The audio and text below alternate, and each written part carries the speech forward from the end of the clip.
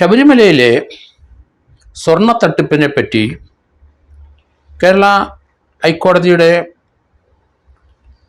Bench ചില നിർദ്ദേശങ്ങൾ ഇന്ന് നൽകുകയുണ്ടായി.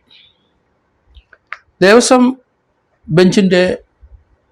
ബെഞ്ചിലെ ജസ്റ്റിസ് രാജാ വിജയരാഘവൻ്റെയും ജസ്റ്റിസ് KV ജയകുമാറിൻ്റെ സുപ്രധാനമായ വിധിയാണ് ഇന്ന് വന്നിരിക്കുന്നത്. അത് ഒരു ഡയറക്ഷൻ കൊടുത്തിരിക്കുന്നു. അവിടുത്തെ ശബരിമലയിലെ ദേവസ്വം കമ്മീഷണർ അറിയാതെയും ഹൈക്കോർട്ട് ദേവസ്വം ബെഞ്ച് അറിയാതെയും ദാരുശില്പങ്ങളും അവിടെ നിന്ന് കടത്തിക്കൊണ്ടുപോയി എന്നത് വസ്തുത ഹൈക്കോടതി കണ്ടെത്തി. 2019 ഈ സംഭവം ഉണ്ടായി. ഇപ്പോഴും ഈ സംഭവം ആവർത്തിച്ചു. 1998-99 കാലഘട്ടത്തിൽ വിജയമല്യ വാതിലിലെ കട്ടിളയിലും സ്വർണം പൊതിഞ്ഞിരുന്നു, ദാരുശില്പങ്ങളും പൊതിഞ്ഞിരുന്നു. ശബരിമലയിലെ ആ അകവശം എല്ലാം പൊതിഞ്ഞിരുന്നു. ഏകദേശം 44 കിലോ സ്വർണം അന്ന് പൊതിഞ്ഞു എന്നാണ് കണക്ക് വരുന്നത്. അതേപ്പറ്റിയൊക്കെ ഇനി കൃത്യമായ ചില കണക്കുകൾ പുറത്തേക്ക് വരണം. 98-99 മുതൽ ശബരിമലയിലെ ആ സ്വർണം പൂശിയ ഭാഗങ്ങൾ എവിടെയൊക്കെയാണെന്ന് കൃത്യമായി കണ്ടെത്തേണ്ടിയിരിക്കുന്നു. ആ കാലഘട്ടം മാത്രമല്ല, അതിനു മുമ്പ് ശബരിമലയിൽ എവിടെയൊക്കെ സ്വർണം പൂശിയിരുന്നു, അല്ല സ്വർണം പൊതിഞ്ഞിരുന്നു എന്നും SIT അന്വേഷിക്കേണ്ടി വരും. 2019 സ്വർണ്ണപ്പാളി വൻതുകയ്ക്ക് അവിടുന്ന് കടത്തിക്കൊണ്ടുപോയ സ്വർണ്ണപ്പാളികൾ ചെന്നൈ കൊണ്ടുപോകുന്നതിനിടയ്ക്ക് അത് മറച്ചു വിറ്റു. അതിലേക്ക് ചെമ്പ് മാത്രമുള്ള പാളികളും ചെമ്പ് മാത്രമുള്ള ദാരുശില്പങ്ങളുമാണ് വെളിയിലേക്ക് കൊണ്ടുപോയത് എന്ന് വരുത്തി തീർക്കാനുള്ള ശ്രമം അത് പാഴായി. അത് കള്ളത്തരമാണെന്ന് കൃത്യമായി എല്ലാവർക്കും മനസ്സിലായി. ദ്വാരപാലക ശില്പങ്ങളുടെ പീഠം കാണാനില്ല എന്ന് ഉണ്ണികൃഷ്ണൻ പോറ്റി ഒരു തട്ടി.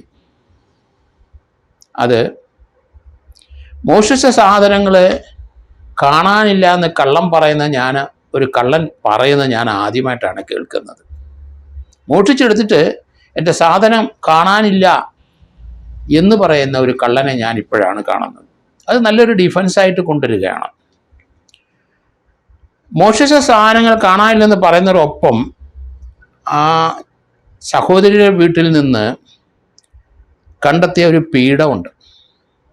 അതേ തരത്തിലൊരു പീഠം സ്ട്രോങ് മുറിയിലുണ്ട് എന്നും കൂടെ ഉണ്ണികൃഷ്ണൻ പോറ്റി പറഞ്ഞു വെച്ചു. വിജിലൻസ് ഓഫീസർ ശബരിമലയിലെ ആ സ്ട്രോങ് മുഴുവൻ പരിശോധിച്ച് അങ്ങനെ ഒരു പീഠമില്ല. പക്ഷേ ഒരു പീഠം ലഭിച്ചു ഉണ്ണികൃഷ്ണൻ പോറ്റിയുടെ സഹോദരിയുടെ വീട്ടിൽ നിന്ന്. പൊതുവെ ശബരിമലയിലെ 2019-ലും 2025-ലുമൊക്കെ പണത്തിന് ആവശ്യം വരുമ്പോൾ സന്നിധാനത്തു നിന്ന് പല പേരും പറഞ്ഞ് അവിടുത്തെ സ്വർണം കടത്തുന്ന ഒരു ടെക്നിക്കാണ് ഉണ്ണികൃഷ്ണൻ പോറ്റി നടപ്പാക്കിക്കൊണ്ടിരിക്കുന്നത്. ഇപ്പോഴെങ്കിലും ഹൈക്കോടതിയുടെ ശ്രദ്ധയിൽ വന്നു, പിടിവീണു. ദേവസ്വം ബോർഡിൻ്റെ ശ്രദ്ധയിൽ അത് വന്നുകൊണ്ട് യാതൊരു പ്രയോജനവും ഉണ്ടായില്ല. ദേവസ്വം ബോർഡ് മെമ്പറും വളരെയധികം ആൾക്കാർ ആ ശബരിമലയിലെ പല രീതിയിലും പല റാങ്കുകളിലും ഉണ്ട്. അവരിൽ നല്ലൊരു ശതമാനം ആൾക്കാർക്ക് ഇതിനകത്ത് പങ്കുണ്ട്. അതിൻ്റെ കാരണം ഉണ്ണികൃഷ്ണൻ പോറ്റി ശബരിമലയിലെ ചില വ്യക്തികളെയും ചില ആളുകളെയും വിദേശ ടൂറിനെ ഇയാളുടെ ചെലവിൽ കൊണ്ടുപോയിരിക്കുന്ന വസ്തുത പുറത്തേക്ക് വരുന്നു. ലോകത്തിൽ എവിടെയൊക്കെ ഉണ്ണികൃഷ്ണൻ പോറ്റി പോയിട്ടുണ്ട്, ആരുടെ കൂടെ പോയി, ശബരിമലയിൽ എത്ര പേര് അവരെ ആ കൂട്ടത്തിലുണ്ട്, അവരൊക്കെ ഇതിൻ്റെ പങ്ക് പറ്റിയവരാണ്. ഹൈക്കോടതി കൃത്യമായിട്ടൊരു ഡയറക്ഷൻ കൊടുത്തു. ഇപ്പോൾ SITക്ക് അതുപോലെ DGPക്കും ഒരു ഡയറക്ഷൻ കൊടുത്തു. ശബരിമലയിലെ ഈ തട്ടിപ്പിനെ സംബന്ധിച്ച് ഒരു കേസ് പമ്പ പോലീസ് സ്റ്റേഷനിൽ രജിസ്റ്റർ ചെയ്യണം. SITക്കുള്ളൊരു നിർദ്ദേശമാണത്. അതിനെ സംബന്ധിക്കുന്ന സ്പെഷ്യൽ വിജിലൻസ് ഓഫീസർ SP-യുടെ റിപ്പോർട്ട് ഹൈക്കോടതിക്ക് ഇന്ന് തന്നെ കൊടുത്തിട്ട് ആ റിപ്പോർട്ട് SIT അല്ലെങ്കിൽ സ്പെഷ്യൽ സൂപ്രണ്ട്, വിജിലൻസ് സൂപ്രണ്ട് DGPക്ക് കൈമാറണം. DGP ആ റിപ്പോർട്ട് വാങ്ങിച്ചിട്ട് അത് പമ്പ പോലീസ് സ്റ്റേഷനിൽ അയച്ചു കൊടുത്ത് ഒരു കേസ് രജിസ്റ്റർ ചെയ്യണം. പ്രാഥമികമായിട്ട് ഒരു കേസ് രജിസ്റ്റർ ചെയ്താൽ മതി. ആ കേസ് DGPയുടെ ഉത്തരവിൻ്റെ അടിസ്ഥാനത്തിൽ SITക്ക് കൈമാറണം. SIT ആ കേസ് അന്വേഷണം സ്റ്റാർട്ട് ചെയ്യണം. അതേസമയത്ത് അന്വേഷണ മധ്യയിൽ ശബരിമലയിലെ കാലാകാലങ്ങളിൽ 1998-99 ശേഷം എത്ര പ്രാവശ്യം ഇതുപോലെ സ്വർണം തട്ടിച്ചിട്ടുണ്ടെന്ന് കണ്ടെത്തി ആ കാലഘട്ടത്തിലും ആ സമയം കണക്കാക്കി നിരവധി കേസുകൾ രജിസ്റ്റർ ചെയ്യേണ്ടി വരും. ഒന്നിച്ചൊരു കേസെടുക്കാൻ കഴിയില്ലല്ലോ. കാരണം ചില മാസങ്ങളിലും ചില വർഷങ്ങളിലൊക്കെയാണ് ഈ തട്ടിപ്പ് നടന്നിരിക്കുന്നത്. അപ്പോൾ ആ മാസം അല്ലെങ്കിൽ ആ ദിവസവും കണക്കാക്കി പ്രത്യേകം ഇൻസിഡൻ്റ് ആയതുകൊണ്ട് പ്രത്യേകം കേസുകൾ രജിസ്റ്റർ ചെയ്യേണ്ടി വരും. ഇതിനകത്ത് SIT മുഖം നോക്കാതെ നടപടി എടുക്കേണ്ടി വരും. രാഷ്ട്രീയമായ എന്ത് സമ്മർദ്ദം ഉണ്ടായാലും ശരി, ഹൈക്കോടതി ഇത് ഒബ്സർവ് ചെയ്തുകൊണ്ടിരിക്കുകയാണെന്ന് ആലോചിച്ചോണം. അതുകൊണ്ട് SITയുടെ അന്വേഷണം കൃത്യമായിരിക്കണം. അതിനകത്ത് ഹൈക്കോടതി പറഞ്ഞിരിക്കുന്നത് ഒരു 2 ആഴ്ചക്കുള്ളിൽ ഒരു പ്രാഥമിക റിപ്പോർട്ട് കൊടുക്കണം. അതിനുശേഷം അടുത്ത ഒരു 15 ദിവസം കഴിയുമ്പം അടുത്ത റിപ്പോർട്ട് കൂടെ കൊടുക്കണം. കേസ് 1 മാസം കൊണ്ടോ 2 മാസം കൊണ്ടോ അന്വേഷിച്ച് തീരില്ല. ഹൈക്കോടതിക്ക് അതറിയാം. 2 റിപ്പോർട്ടുകൾ ചെന്ന് കഴിയുമ്പം കേസ് ഏത് ലെവലിൽ പോകുന്നതെന്ന് ഹൈക്കോടതിക്ക് മനസ്സിലാവും. പിന്നെ മോണിറ്റർ ചെയ്യാൻ വളരെ എളുപ്പവുമുണ്ട്. കൃത്യമായ ഡയറക്ഷൻ നിയമത്തിൻ്റെ പരിധിയിൽ നിന്നുകൊണ്ട് ഹൈക്കോടതി കൊടുത്തു കഴിഞ്ഞു. കാരണം അതുകൊണ്ടാണ് ആ സ്പെഷ്യൽ വിജിലൻസ് ഓഫീസർ ശബരിമലയിലെ SP ആ റിപ്പോർട്ട് ഹൈക്കോടതി കൊടുക്കാൻ പറഞ്ഞതും ആ റിപ്പോർട്ട് SITക്ക് കൈമാറണമെന്നും ആ കൈമാറിയ റിപ്പോർട്ടിൻ്റെ SITക്ക് കൈമാറിനൊപ്പം ആ റിപ്പോർട്ട് ഒറിജിനൽ കോപ്പി DGPക്ക് പോകണം. DGP അതിൽ ഉത്തരവിടണം പമ്പയിൽ ഈ കേസ് രജിസ്റ്റർ ചെയ്യാൻ. കേസ് രജിസ്റ്റർ ചെയ്ത് കഴിഞ്ഞാൽ കേസ് അവിടുന്ന് ട്രാൻസ്ഫർ ചെയ്യാൻ DGP ഉത്തരവിടണം. SIT ഏൽപ്പിക്കണം.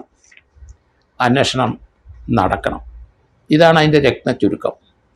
98-99 ശേഷം എവിടൊക്കെ സ്വർണം പൂശി, എവിടൊക്കെ സ്വർണം പൊതിഞ്ഞു, അതിൻ്റെ തൂക്കം എത്ര, അതിനുശേഷം എത്ര പ്രാവശ്യം ഈ സാധനം അല്ലെങ്കിൽ ഈ പീഠങ്ങൾ അല്ലെങ്കിൽ ദാരുശില്പങ്ങൾ അല്ലെ സ്വർണ്ണപ്പാളികൾ അവിടുന്ന് കടത്തിക്കൊണ്ട് പോയി എന്നുള്ള കണക്ക്, ആ കടത്തിക്കൊണ്ട സമയത്ത് അനുഗമിച്ചിരുന്നതും അതിന് സപ്പോർട്ട് ചെയ്തതും ഏതൊക്കെ ഉദ്യോഗസ്ഥന്മാരാണ്, അതിനകത്ത് ഏതൊക്കെ ഉദ്യോഗസ്ഥന്മാർ അറിഞ്ഞ് വേണം ഇത് കൊണ്ടുപോകാൻ. കണ്ണടച്ച ഉദ്യോഗസ്ഥന്മാരുണ്ടെങ്കിൽ അവരും കുറ്റക്കാർ തന്നെ. കേസുകൾ സോമോട്ടോ ആയിട്ട് ചിലപ്പോൾ എടുക്കേണ്ടി വരും. ഇതിനകത്ത് ഈ മോഷ്ടിച്ചെടുത്ത സ്വർണങ്ങൾ മിച്ചമുണ്ടെങ്കിൽ അത് കണ്ടെടുക്കണം. ആരൊക്കെയാണ് ആ സ്വർണം വാങ്ങിച്ചത്, കേരളത്തിൽ ഏത് സ്വർണ്ണ കച്ചവടക്കാരനാണ് അത് വാങ്ങിച്ചത്, അത് തിരിച്ചു കൊടുക്കണം. അത് പോലീസ് റിക്കവറി ചെയ്യും. അത് ശബരിമല ശാസ്താവിൻ്റെയാണ്, ഭഗവാന്റെയാണ്. ആ സ്വർണം എടുത്തുകൊണ്ട് പോയവരെ പ്രതിയാക്കേണ്ടി വരും. പല കേസിലും അവർ പ്രതിയാവും. അവർ റിമാൻഡിൽ കിടക്കേണ്ടി വരും. റിമാൻഡിൽ കിടക്കുന്ന സമയത്ത് തന്നെ ഏതെങ്കിലും ഒരു കേസിൻ്റെ ശിക്ഷ അനുഭവിക്കേണ്ടി വരും. ഇതിനകത്ത് കൈയിട്ട് വാരിയത് ദേവസ്വം ബോർഡ് പ്രസിഡന്റുമാരുണ്ടെങ്കിൽ 1998-99 മുതലുള്ള കമ്മീഷണർമാരും ഡെപ്യൂട്ടി കമ്മീഷണർമാരും അഡ്മിനിസ്ട്രേറ്റീവ് ഓഫീസർമാരും, കാരണം ഇവർ എത്ര പേരുണ്ടെങ്കിലും ശരി, അവരെ ഈ ഭഗവാന്റെ ഈ സ്വർണം സംരക്ഷിക്കാൻ ബാധ്യസ്ഥരായെന്നാണ്. അത് അവരുടെ ചുമതലയാണ്. അത് ഞാൻ അറിഞ്ഞില്ല, ഞാൻ അന്ന് ലീവാണ്, പിന്നെ എന്തിനാണ് സർക്കാരിൻ്റെ ശമ്പളം വാങ്ങിച്ചുകൊണ്ട് അവിടെ ഇരിക്കുന്നത്? അങ്ങനെ പറഞ്ഞ് ഒഴിയാനൊന്നും കഴിയില്ല. ശബരിമല ശ്രീ ധർമ്മശാസ്താവിൻ്റെ അവിടെ ഒരു ഡ്യൂട്ടിക്ക് ഒരാളെ ചുമതലപ്പെടുത്തിയിട്ടുണ്ടെങ്കിൽ അത് 50 പേരോ 100 പേരോ ആയാലും ശരി, അവരുടെ എല്ലാ ഉത്തരവാദിത്വം ഈ കേസിനകത്തെ ശബരിമല സ്വാമി അയ്യപ്പനെ സംരക്ഷിക്കുകയും അവിടെയുള്ള വസ്തുവകകൾ, സ്വർണങ്ങൾ, ഡയമണ്ടുകൾ, ക്യാഷുകൾ ഇതൊക്കെ സംരക്ഷിക്കുകയും ചെയ്യേണ്ട ഉത്തരവാദിത്വം ഉള്ളവരാണ്. അവരാണ് ഈ കള്ളത്തരത്തിന് കൂട്ടുനിന്നിരിക്കുന്നത്. അതിന് യഥാർത്ഥത്തിൽ എത്ര പേര് കൂട്ടുനിന്നു, എത്ര പേര് അതിൻ്റെ പങ്കുപറ്റി എന്നുള്ള കാര്യങ്ങളും ഇനി വെളിയിലേക്ക് വരും. അതുകൊണ്ട് ഒരു ഡിഫൻസ് കണക്കാക്കി നമ്മളൊക്കെ നിരപരാധികളെ ഞങ്ങൾ അറിഞ്ഞില്ല എന്ന് പറയാനൊക്കത്തില്ല. ദേവസ്വം മന്ത്രി മുതൽ, കാരണം അങ്ങനെയല്ലേ ആ ദേവസ്വം മന്ത്രിയുടെ ഒരു പോസ്റ്റ് ഉണ്ടാക്കിയിരിക്കുന്നത്. ദേവസ്വം മന്ത്രി തന്നെ ഉണ്ട്. താഴെക്കടയിലുള്ളവർ എന്ത് പ്രവർത്തിക്കും ഉത്തരവാദിത്തം ദേവസ്വം മന്ത്രി അത് ഉത്തരവാദിത്തം വഹിച്ചേ പറ്റുള്ളൂ. ദേവസ്വം ബോർഡും മെമ്പർമാരും പ്രസിഡന്റുമാരും ആ കാലഘട്ടം ഇന്നു വരെ ആരൊക്കെയുണ്ടോ രാഷ്ട്രീയ ഭേദമന്യേ ആരെങ്കിലും അവിടുന്ന് മോഷ്ടിച്ചുകൊണ്ട് പോയി അവിടുന്ന് ആ വസ്തുവകകൾ മാറ്റി അവരുടെ സ്വന്തം നിലവാരത്തിലോ ബിനാമിയായിട്ടോ വസ്തുവകകൾ വാങ്ങിക്കൂട്ടിയിട്ടുണ്ടോ? അതുപോലെ തന്നെ വിദേശ രാജ്യങ്ങളിൽ പോയി കറങ്ങിയടിച്ച് വന്നതിൻ്റെ ചെലവുകൾ ആരാണ് മുടക്കിയത്?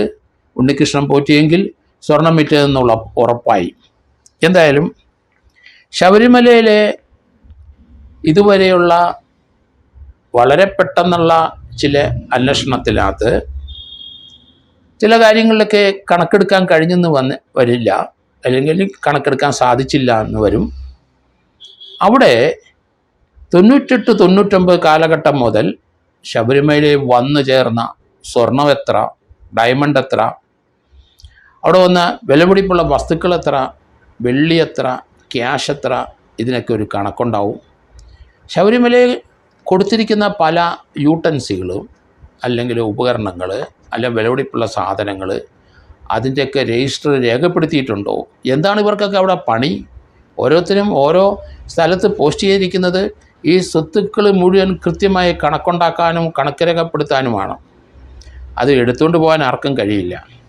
ആരാണ് ശബരിമലയിൽ നിന്ന് ഈ ദ്വാരപാലക ശില്പങ്ങളും പീഠങ്ങളും വെളിയിൽ കൊണ്ടുപോയ അനുവാദം കൊടുത്തത് ആര്? അയാൾ ഒന്നാം പ്രതിയാവും. കാരണം ഡിസോണസ്റ്റ് ഇൻറ്റൻഷൻ, മോശവിചാരം അയാൾക്കാണ് ആദ്യം. അയാൾ കനിഞ്ഞതുകൊണ്ടാണ് ഉണ്ണികൃഷ്ണൻ പോറ്റിക്ക് ഇത് കടത്തിക്കൊണ്ട് പോകാൻ കഴിയും. ആരാണ് ആ മഹാന്മാർ? കേരളം അത് അറിയണം. അവരെ ഒന്നാം പ്രതിയാക്കേണ്ടി വരും. എത്ര പേരുണ്ടെങ്കിലും, എത്ര ശക്തിമാനായും ശരി, ഏത് രാഷ്ട്രീയ പാർട്ടിയുടെ പിന്തുണയുള്ള ആയാലും ശരി, അവരെയൊക്കെ ഗൂഢാലോചനയിലും 120-യിലും മിസ്അപ്രോപ്രിയേഷനിലും സ്വർണം മോഷ്ടിച്ചതിലും മോഷണത്തിലും ചീറ്റിങ്ങിലും കള്ള റെക്കോർഡ് ഉണ്ടാക്കുന്നതിലും അവിടെ കള്ള മഹസറുണ്ടാക്കിയതിനും എല്ലാത്തിനും സമാധാനം പറയേണ്ട സമയമായി. ഏതായാലും വളരെ വേഗം SIT അവരുടെ കർമ്മം നിർവഹിക്കും എന്ന് ഞാൻ കരുതുന്നു. ഇതിനകത്ത് ആരാണ് കള്ളന്മാർ? ശബരിമല അയ്യപ്പൻ്റെ മുമ്പിൽ പോയിരുന്ന് കള്ളത്തരം കാണിച്ച് അവിടുന്ന് പണമായിട്ടും ഡയമണ്ടായിട്ടും സ്വർണമായിട്ടും മോട്ടിച്ചുകൊണ്ട് പോയവന്മാർ ആരൊക്കെ എന്ന് നമുക്ക് അടുത്ത 1-2 മാസത്തിനകം അറിയാൻ സാധിക്കുമെന്ന് ഞാൻ കരുതുന്നു.